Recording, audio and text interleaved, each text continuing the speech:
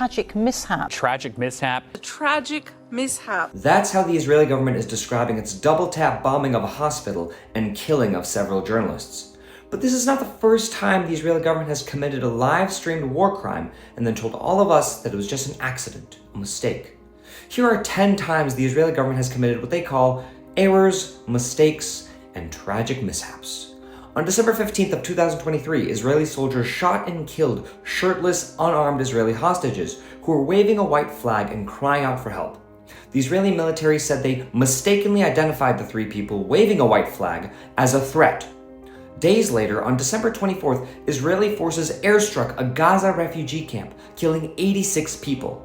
The Israeli government called it a regrettable mistake, though it refused to apologize for killing 86 people.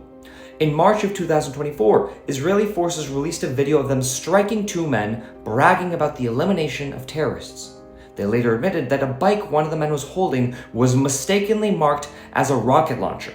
In the following month, April, Israeli forces bombed clearly marked World Central Kitchen vehicles, killing aid workers from around the world, including a Canadian American. Israeli Prime Minister Benjamin Netanyahu said it was a tragic event in which his forces unintentionally harmed non-combatants. The next month, Israeli forces struck a refugee camp in Rafah, setting fire to the tents and killing at least 45 people. Netanyahu called it a tragic mistake. In August 2024, Israeli forces shot at a World Food Program vehicle. Israel called it a communication error. In March 2025, Israeli forces killed 15 paramedics and emergency workers and then bulldozed their bodies and vehicles in a mass grave. Israel called it all a mistake and said its soldiers mistakenly identified the paramedics as a threat.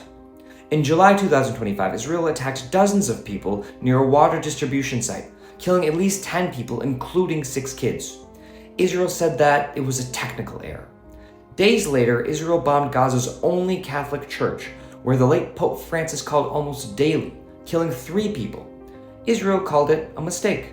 And on August 25th, 2025, Israeli forces bombed a hospital, waited until journalists and rescuers rushed to the scene, and then bombed it again.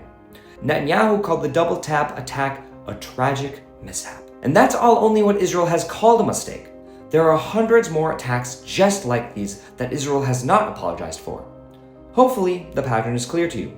Israel commits a war crime. They apologize if they really need to.